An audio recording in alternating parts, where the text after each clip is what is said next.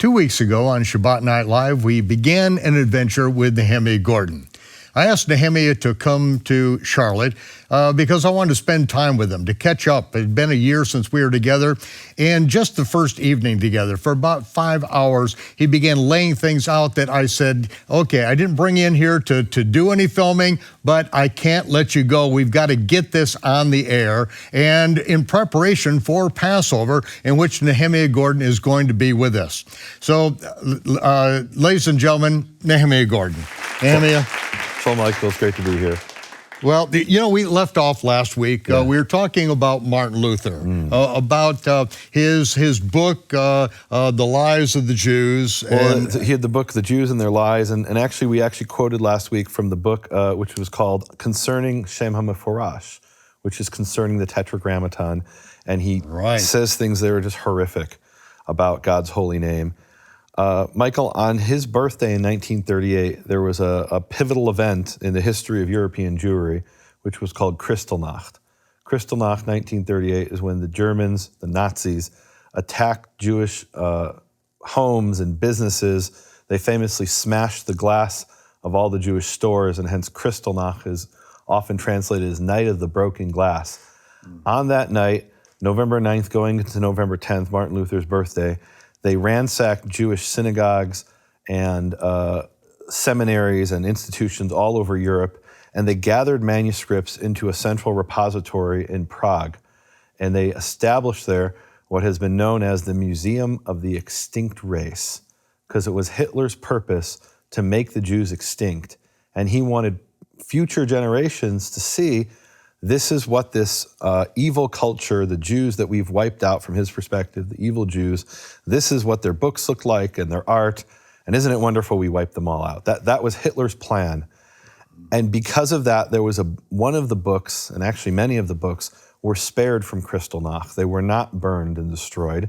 They were brought to this museum in Prague. And one of those was actually a manuscript of the Gospel of Matthew in Hebrew, what's called Shem Tov's Hebrew Matthew. I talked about that in my book, The Hebrew Yeshua versus the Greek Jesus. That's right. And actually this specific manuscript, the Breslau manuscript we talked about in the Open Door series that we did, 18 wonderful hours of teaching. And one of the things we looked at there in the Open Door series is where the Pharisees come and they asked Yeshua, what is the most important commandment of all? And he responds, you shall love the Lord your God with all your heart and all your soul and all your might and all your strength. And there's some ambiguity there when you compare the different Gospels in Greek and in English. And what I loved about this Breslau manuscript is there it says in Hebrew, V'ahavta et, and it has He, Hashem, representing Yud He Vav He, because a rabbi who copied this over the generations wouldn't put God's name, Yehovah, outside the Tanakh, essentially. Right. Even when they copied the Talmud, they put in He or Yud or some other representation, Yud Vav Yud. Or Yud Yud. So it's V'ahavta et Yehovah Elohecha b'chol levavecha v'chol nafshecha v'chol me'odecha. So he says, he's quoting Deuteronomy 6:5 verbatim, and then he says, this is the first and the greatest of the commandments, and the second is like it. And in the Hebrew, it's V'ahavta l'recha kamocha, which is from Leviticus 19. And then he says something really profound. Yeshua says something profound. V'al bet ha'ele ha'torah kula tluya v'hanevi'im. And upon these two, the entire Torah and the prophets hang. Now, when most Christians read that phrase, hang, I wonder if they really understand that there's a Hebrew idiom here, an idiom that any Jew would understand in the first century and any Jew who studied ancient Jewish sources would immediately recognize. And that idiom is this concept where hang there, what it really means is derive. And we have this example in rabbinical sources where they say, all the laws of the Sabbath, meaning all the laws of the Sabbath in rabbinical law, in the oral law, hang upon, are like they're like a mountain hanging by a thread. And what they mean by that is we have 2 or 3 little verses in the Tanakh, and out of that they derive a myriad of laws. And they're actually saying this almost in a way that's in some sense ironic, right?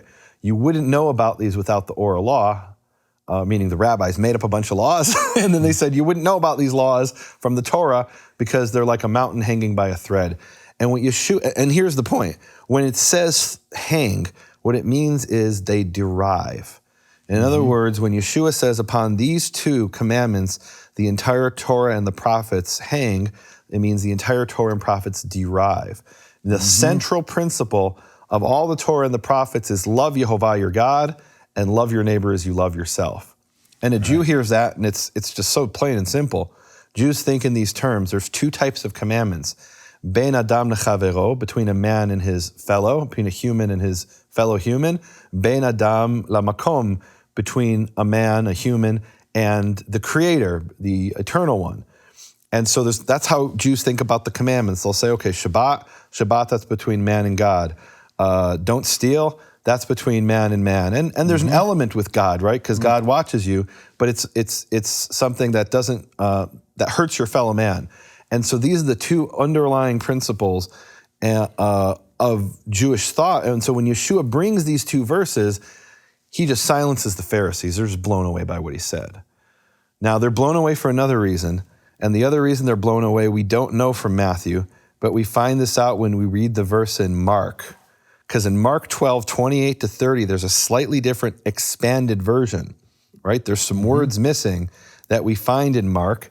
And in Mark, he doesn't start in Deuteronomy 6:5, love the Lord your God, love Yehovah your God. He starts in Deuteronomy 6:4. And there he quotes, Hear, O Israel, which in the Hebrew is Shema Yisrael, Yehovah Eloheinu, Yehovah Echad. Hear, O Israel, Yehovah is our God, Yehovah is one. And those are words that touch the heart of every Jew. I mean, they're so deeply ingrained in Jewish culture that they are literally, we are taught from the youngest age that those are the last words that you should speak on your lips before you die. And literally, there are stories you'll hear from people all the time that their grandmother, their grandfather, someone was on their deathbed and they were fading away, and they would stand with them and hold their hand and recite the Shema with them. And that is the most beautiful thing that a Jew can imagine, that as a person is passing on from this world, they proclaim, Yehovah is our God, Yehovah is one. I mean, those are just profound, really important words in the Jewish culture. And so for them to ask Yeshua, what is the most important commandment? And he starts with Shema Yisrael, Yehovah Eloheinu, Yehovah Echad. That would silence it would touch the heart of even the most stubborn Pharisee, deep in his soul. Through time, this verse became really even more important in Jewish culture. And I want to share something with the audience, Michael. We started talking about Kristallnacht, how the Nazis attacked the Jews. Well, we have this museum in Israel. It's not the museum of the extinct race. It's the museum of the race that's not extinct. It's called Yad Vashem. And Yad Vashem is actually a phrase that comes from Isaiah 56. It talks about those who don't have children. Yehovah will raise them up and give them a yad, which means a monument, literally a hand, and a name greater than sons and daughters. And for all those Jews who are wiped out in the Holocaust, this memorial was established in Israel to remember them, to remember their names, this Yad Vashem. A few years back, Michael, I was at Yad Vashem, and I'm going through the museum, and I see something that blew me away, and I'm sure any Jew who sees this, it was blazoned across the wall, this quote from a rabbi who was going to his death in the gas chambers. And let me read you the quote. The rabbi turns to the Nazis, and he says, "Do not think you will succeed in destroying the Jewish people. The Jewish people will live forever." When the rabbi finished, he cried out emphatically, "Shema Yisrael!" And all the Jews cried out with him, "Shema Yisrael." I mean, there's no Jew who hears this and his heart is not touched. The dream and the aspiration of every Jew is the last words on your lips are to be Shema Yisrael. The Lord is our God, the Lord is one. And here this rabbi with his whole congregation going into the gas chambers, they were able to recite these words. And I remember being at Yad Vashem, and I saw this and I thought, how beautiful. But my second thought, Michael, was that can't possibly be true. How can that be true that this rabbi, just before he marched into the gas chambers, proclaimed Shema Yisrael with his congregation there? Even if it was true, how would we know it? And here I'm a conflicted person, Michael. I'll be the first one to admit that. On the one hand, I've had these God experiences, and those are deeply profound and important to me. On the other hand, I've been trained to look at things like a Litvak and as an academic and so, here's how I describe it to people. I wear two hats. My one hat is the hat of faith, and my other hat is the hat of skepticism, of inquiry and scholarship. And I know how to distinguish between the two hats. When I go to a Bible conference for academics, I leave my faith at the door, and I interact with everyone the way that they're all interacting, which is these are the raw, unadulterated facts that if you could be a Christian, a Catholic, a Jew, an atheist, anybody could look at the same facts and come to the same conclusion. But I also am a man of faith outside of that academic context. And I saw these words on the Yad Vashem about the rabbi saying Shema Yisrael, and I thought, there's no way that's true. And as much as I want to believe it, this has to be a folk tale, because how would we know? Right. Who reported this? The rabbi's dead. His congregation's dead. Did the Nazis tell us that the rabbi recited Shema Yisrael? Did they even know what he... Not likely. It didn't make any sense. And I became very kind of skeptical, but I decided if this is untrue, I need to expose it and ask Yad Vashem to take it down from the National Holocaust Memorial, because we want the truth to be there in this museum. Right. And nothing but the truth. And if it is true, I want to be able to verify that as well. And I spent years researching this, Michael. This was a little project I had on the side. Time to time, I would be digging up, reading articles about the Holocaust and the history. And I found out, Michael, there was this thing called the Sonderkommando. The Sonderkommando were these people whose job it was, they were Jews who were kept alive for a short period to collect the bodies from the gas chambers, pile them up on carts, strip them of any property they had. And I'm talking, I don't even know how I can tell your audience it was their job to pull teeth, gold teeth, and to cut hair that was then recycled and then burn the bodies. And I thought, well, okay, so maybe the Sonderkommando preserved this story, but they were all killed, or so I thought at the time. So how could we know about this incident of what happened there? And I want to back up to give you a little bit of a context of why I was so skeptical that this rabbi, because this really is your I'm going to call it the paradigmatic martyr story, right? This is your ultimate martyr story. The Jew's about to go into the gas chamber, and he calls out Shema Yisrael, and the congregation responds to Shema Yisrael, and they go to their deaths. This is the proverbial Christians being eaten by lions story, right? This is the ultimate martyr story for Jews. And so I want to read you the story of Rabbi Akiva. Rabbi Akiva is a famous rabbi who was put to death by the Romans around the year 135 at the end of the Bar Kokhba revolt. And it's described in the Talmud. It says, when they brought forth Rabbi Akiva for execution, it was the time for the reciting the Shema. And what it means there is it says in the Shema, and if you read the whole passage in Deuteronomy 6, it says, you will speak about them when you lie down and when you get up. The rabbi said that means every night when you go to sleep, you are to recite the Shema, and every day when you wake up in the morning, you recite the Shema. And look, this is something I grew up doing. Every night reciting the Shema, every morning and I actually still recite the Shema every day, right? I don't take it necessarily literally the way it was taken literally by the rabbis, but I say, okay, maybe that's not what God commanded literally, but what a beautiful thing to recite these words. Hear, O Israel, Yehovah is our God, Yehovah is one, and you shall love Yehovah your God with all your heart and all your soul and all your might, etc. So it says when Rabbi Akiva was being taken out to be executed, it was the time of the reciting of the Shema. And it says, as the Romans were combing his flesh with iron combs, right? So they literally skinned this rabbi alive. He was receiving upon himself the yoke of the kingdom of heaven. And that phrase, receiving upon himself the yoke of the kingdom of heaven, is Jewish phraseology. That's a Jewish idiom that means he was reciting the Shema, which is really interesting. We could have some New Testament discussions about that as well, maybe. But this phrase, receiving upon yourself the yoke of the kingdom of heaven, he was reciting the Shema. Rabbi Akiva's disciple said to him, even now? Like now you're being skinned alive and you're reciting the Shema? Rabbi Akiva said to them, all my days I was troubled by the verse, with all your soul, right? Because it says, love the Lord your God with all your heart and all your soul and all your might. Mm-hmm. I was troubled by the verse with all your soul, which means even if it costs you your life. I said to myself, when will I have the opportunity to fulfill this? This is a rabbi being skinned alive by the Romans, and he's thinking, there's a verse I didn't get to fulfill. Oh, now I can fulfill it. And now that I have the opportunity, should I not fulfill it? He elongated his pronunciation of echad, of one, until his soul left him. So we have this deeply rooted Jewish tradition of reciting the Shema as the last words. And here, this Rabbi Akiva, he was able to fulfill that. And there are Jews throughout history who have done this. Even in modern times, we have documented examples, right? I'm skeptical of what happened in the Holocaust, and we'll get to that. We'll find out if that really happened or not. But we have modern examples that are indisputable. There's an example of an Israeli commander who was in the war in Lebanon. And I mean, it's a moving story, because this was an Israeli commander who had a wife and children, and he was there with his soldiers, and a terrorist threw a grenade amongst his soldiers. And the commander jumped on the grenade, covered it with his stomach. And the grenade went off. And he radioed it to headquarters, telling the headquarters, I'm dying. Shema Yisrael, Yehovah, of course he said Adonai, Adonai Eloheinu, Adonai Echad.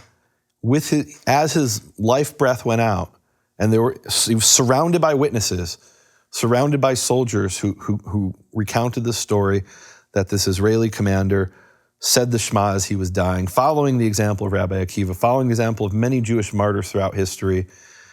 And so because this is so deeply embedded in Jewish culture, I had to ask the question, is this a true story? Or is this just a fable we're telling people about the Holocaust? We shouldn't be telling stories that aren't true about the Holocaust, because there's enough truth there to sustain us and understand what happened. And so I had to ask the skeptical question. So I began to investigate, Michael, and I found out there was something that scholars call the Scrolls of Auschwitz. The Scrolls of Auschwitz is a series of documents. There's, depending on how you count them, approximately 9 caches of documents that were found at Auschwitz. And there were others found in other places, but specifically at Auschwitz, there were these caches of documents and diaries and letters. And these diaries and letters were mostly written by these Jewish Sonderkommando. These were the people whose job it was to clean up the bodies. Their job it was to cut the hair and pull the teeth and put the bodies in the ovens. And there's horrific things described in these diaries that they wrote.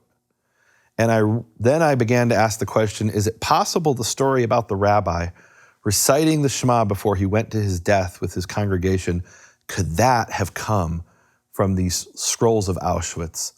And I made it my mission to find the answer to this question. I read every book there was in Hebrew. I read books in English. There was one book in Yiddish that I had to have translated because, I don't read Yiddish. Parts of it were translated. And I found things, Michael, I didn't expect. Things that really shocked me. And here actually, I want to show the people what some of the Scrolls of Auschwitz look like.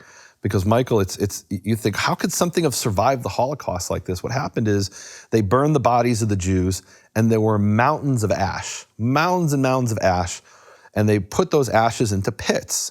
And then the procedure was they would take the ashes from the pits every once in a while, put them on a truck and dump them in the river, in the Vistula River. So some of these Jews said, hey, if it's picked up in the river, it might survive in a bottle. And so one of these is like put in a canteen, in like a makeshift canteen. And it turns out it survived not because it was in the river, but because they never got around to, because the Nazis were losing the war, they never got around to putting that pile of ash in the river. And there's one account of these Polish forestry students who came to do some cleaning up at Auschwitz because it gets overrun with the forest. Right, the forest is encroaching on this historical site.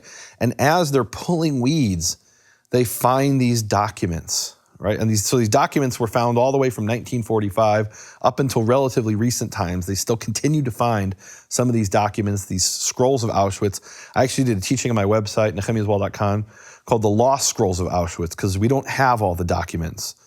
And I think we need to remember what happened here. And in the second half, I want to share with people what were found in these lost scrolls of Auschwitz and how deeply these Jews were connected to God's holy name and sanctifying his name. In the book of the Revelation, Yeshua reveals to John a direct quote from Daniel chapter 12. And at that time shall Michael stand up, the great prince which standeth for the children of thy people, And there shall be a time of trouble, such as never was, since there was a nation, even to that same time. And Yeshua also quotes that, and it is recorded in the Gospel of Matthew. Wow, Michael. I mean, I hear that, especially coming when I read that in Daniel, and I say, and I read it in the Hebrew there in the original of Daniel, and I'm like really realizing, so what I read about in history in the Holocaust, there in the future from what Daniel, if I understand Daniel correctly, there's going to be a time that's worse than what people experienced in the Holocaust. Mm-hmm. And I think this was why it's so important for us to understand what happened in history so that when it happens in the future, we have some perspective of what's going on. We were talking in the last segment, Michael, about this rabbi at Yad Vashem who was quoted at Yad Vashem as saying the Shema with his congregation. And I was looking for the source to that to find out, is that true? Did that really happen? And I found out there was these caches of documents called the Scrolls of Auschwitz, which were buried in the human ash after the Jews were burned. Let me read you from one of those diaries. It was written by a Sonderkommando. This was one of the Jews who was pressed into slavery. And if you want to understand what this means, there's a movie, which is one of the most difficult movies I've ever seen. It's called Son of Saul. And it was actually an Hungarian movie. And it is, I read the Scrolls of Auschwitz and then saw the movie. And I realized that movie, the script for that movie was essentially the Scrolls of Auschwitz, right? They took these scrolls and they said, what would this look like in a dramatic visual presentation? And it brings to life what you're reading. So here's what Zalman Grodowski wrote in a scroll that was hidden away in the pile of ash on September 6, 1944. He said, "Dear finder, search all the grounds. Buried in them are dozens of documents, mine and those of others, which cast light on all that has happened here." So these Jews who were being murdered, they were being pulled off trains, and there was what was called the selection. They said, these Jews go to death, these Jews go to work detail, and some of the Jews sent to the work detail literally had to that day or the next day pull the bodies of their wives and daughters and sons out of the gas chambers and put them in the ovens. That's literally described. Horrific beyond our imagination. And what Daniel describes is there will be in the future a worse day, so we better be prepared for that. The Jew who was a Sonderkommando, there was another one named Leib Langfuss, and he's the one who recorded the story of the rabbi. It turns out it was true. The rabbi really did say the Shema with his congregation. And let me read you some of the things that Leib Langfuss wrote. On November 25th, 1944, he writes, "I would request that my various writings of the past, signed with the initials, etc., buried in jars and boxes in the courtyard of crematorium number 2. Crematorium was where they burned the bodies. Be collected as well as the 2 larger writings, etc." So he wrote a whole bunch of documents, and most of these have never been found. And the Polish government won't allow people to go and excavate there. The ones that were found were either found immediately after the war, after the Holocaust, when the Soviets arrived and there were people who came, and I'll be honest with you, Michael, a lot of the people who found these documents were looking, they knew the Jews had been murdered there, and they were some of the local Polish population who thought, well, maybe the Jews buried some gold. And instead of finding gold, they find these diaries. And one of the questions I had is, these Jews are in concentration camps. They know they're going to be killed. Where do they get pen and paper to write? And I found out the answer. What happened is these Jews would come and they were told to bring their property with them, right? Bring as much stuff, bring all your valuables, because you're just going to a work detail, right? Everything will be fine. And then they would bring their stuff and they would be told to undress, go in the gas chambers, told they were getting a shower and be killed. Well, then the Sonderkommando would come and collect their stuff, bring it to the processing plant so these things could be taken back to Germany. And some of the things were smuggled out. They actually smuggled out a camera. We have 2 or 3 surviving photographs from the actual operation of Auschwitz, the burning of the bodies. And that is from some man who we don't even know his name. He's a Greek.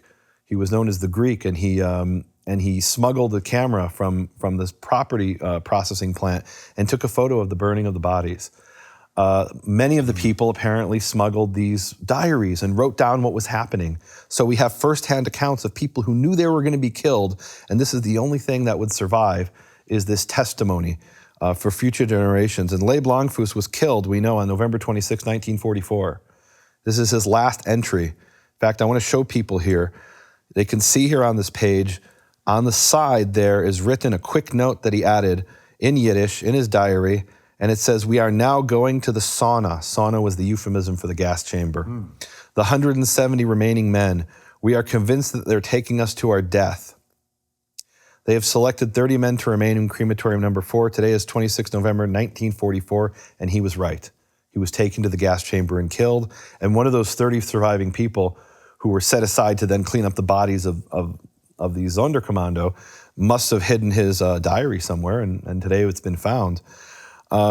He wrote a series of accounts which are called the particulars, and it's really interesting because this is a man who's highly literate. He's clearly very expressive, and by the way, these documents are written in all kinds of languages. There's one written in Greek. There's one written in. There's a bunch written in Yiddish, in Polish. There's documents written. There's even a passage written in English by a little girl who was sent to her death, and some of her writings have survived. She apparently had family in England, and she must have spent some time in England, and so she could write in English. Because most of these things I'm reading in translation, but reading it in English, it's very, very powerful.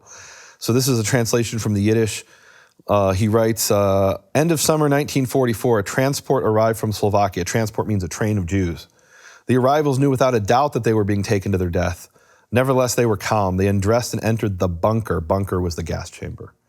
As they were leaving the dressing room and entered the gas chamber, a woman said, "Maybe a miracle will still happen to us."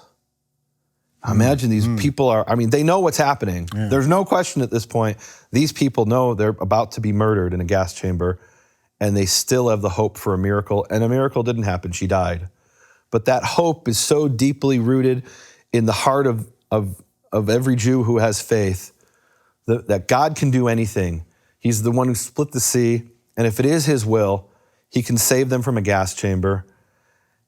And so this woman going to her death, she still has faith. And I find inspiration in this, Michael. I find knowing that what Daniel 12 described is going to happen one day, I have this hope, hope of the miracle. Let me read that. I'll continue on. Yeah. And at that time, thy people shall be delivered, every one that shall be found written in the book.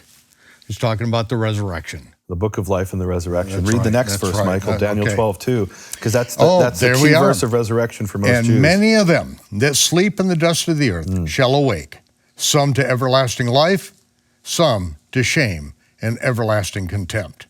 And they that be wise shall shine as the brightness of the firmament, and they that turn many to their God shall shine as the stars forever and ever and ever and ever. And look, Michael, those 2 or 3 verses in a nutshell are the Jewish experience of experiencing incredible suffering followed by redemption. And just to point to the Holocaust, what followed the Holocaust was the rebirth of the state of Israel. And the war that led that from which Israel was born is often referred to as Israel's War of Independence. But many Jews in Israel who went through that and lived through that call it the War of Resurrection.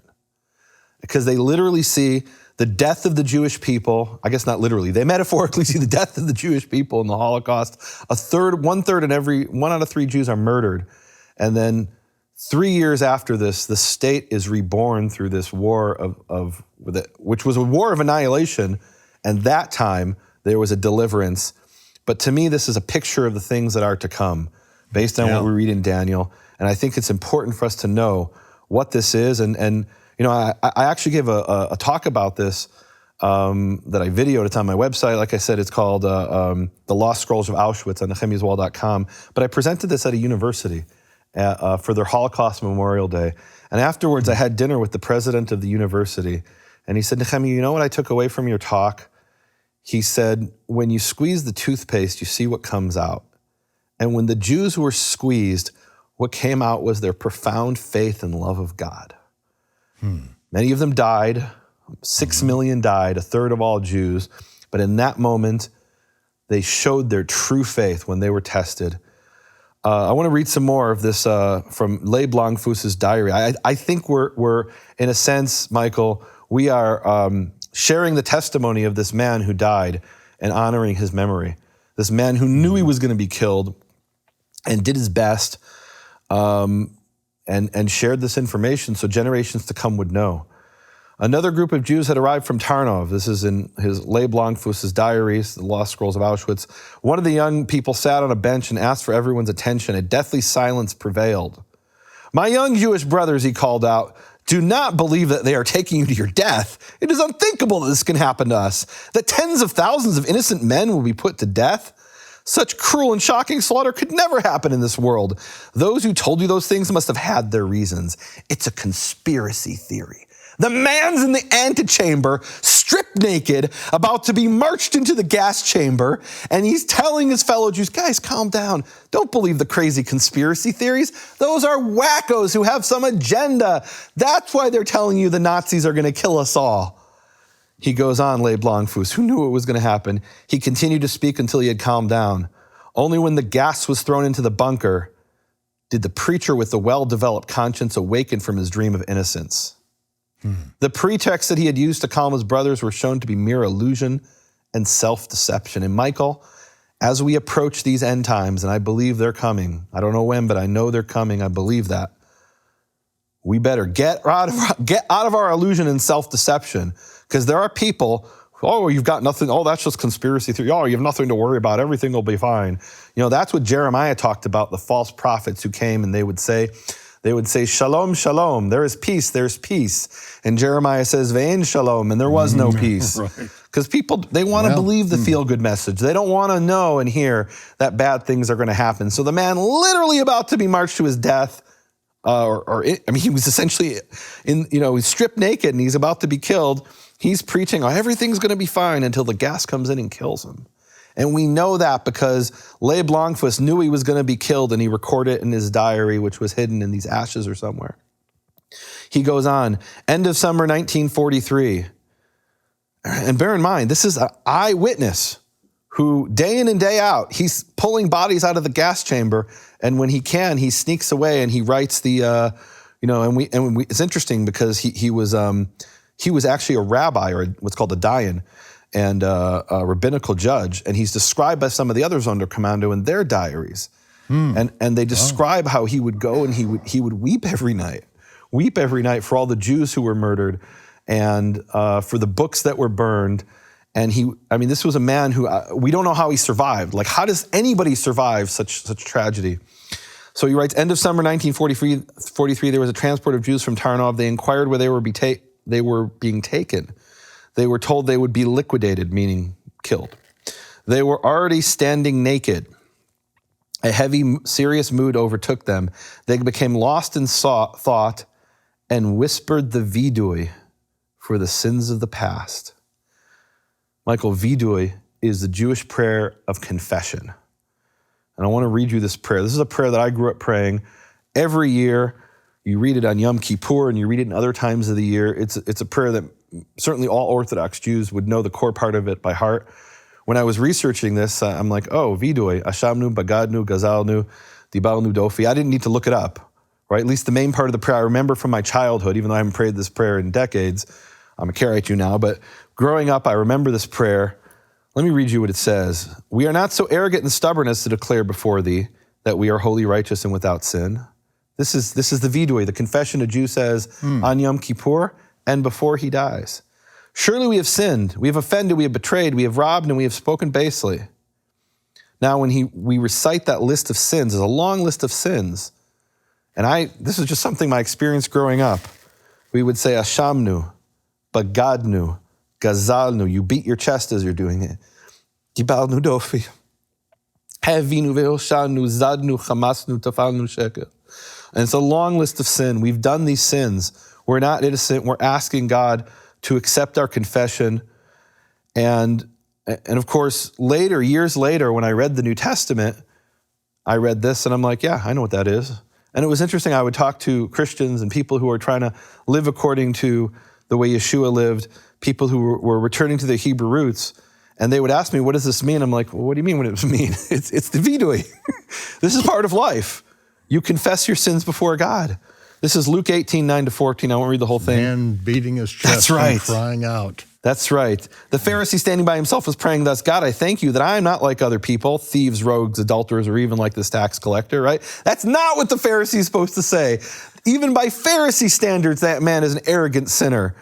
And the tax collector standing far off would not so much as raise his eyes to heaven, but beat his breast, saying, God, be merciful to me, a sinner. So even the Pharisees, this Pharisee in Luke is a sinning Pharisee, even the Pharisees understood that you beat your chest and you ask God for forgiveness. Now, Michael, I want to get to the key passage. This is the passage that describes the rabbi who's going to his death, and he recites the Shema, and it's in the diary of Le Blancfus, and it's dated, Michael, Passover 1944.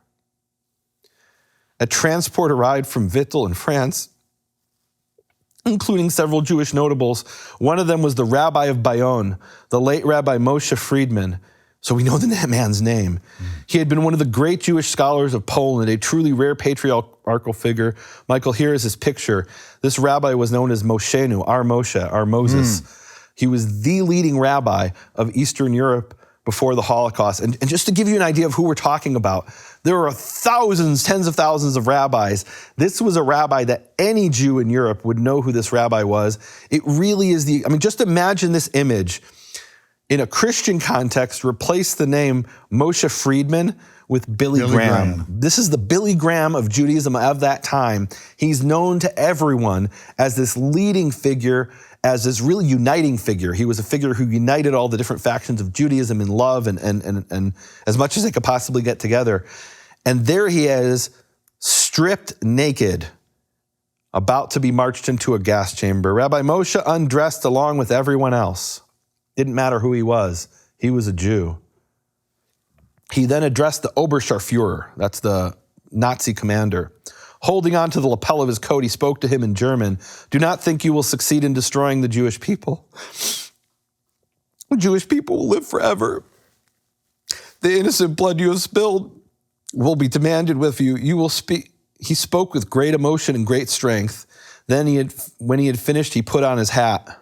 This is the hat showing him to be a rabbi, the rabbi hat. And in great excitement, called out, Shema Yisrael, Hear, O Israel. And all the Jews faithfully responded with him, Shema Yisrael, out of a sense of profound faith, which had surrounded them in all the last moments of their lives. It was a moment of supreme elevation.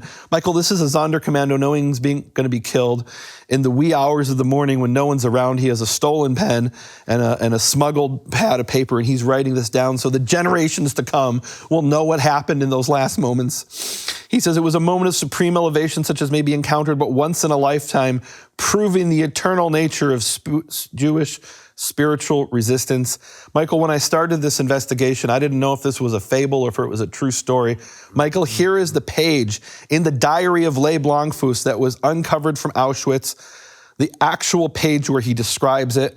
And now I'm going to show here, you can see, even if you aren't fluent in Hebrew, it's actually written in Yiddish, but some of the words are Hebrew. You can see the words twice, Shema Yisrael, Shema Yisrael, Hear, O Israel. They're right there, Michael.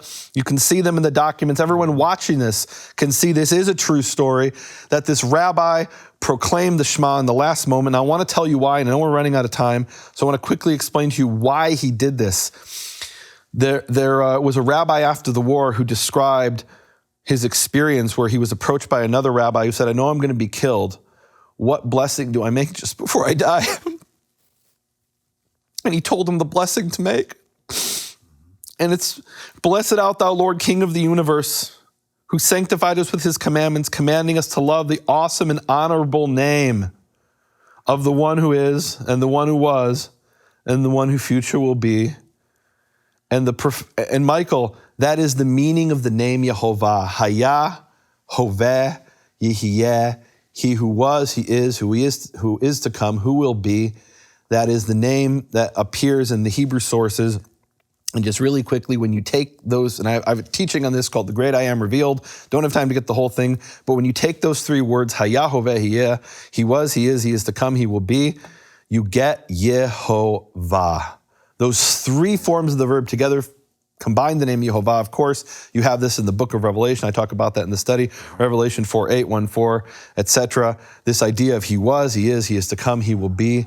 So the last words and the breath of the dying Jew as he's being murdered for no other reason that he's God's chosen people, for no other reason that he is a Jew in covenant with the creator of the universe, is praising the name of the one who was, is, and who will be, of that name Yehovah.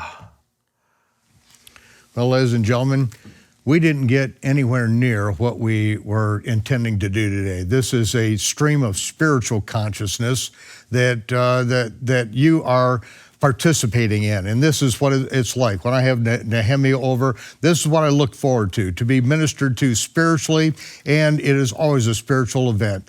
And now, in closing, Nehemia, if you would close with the prayer.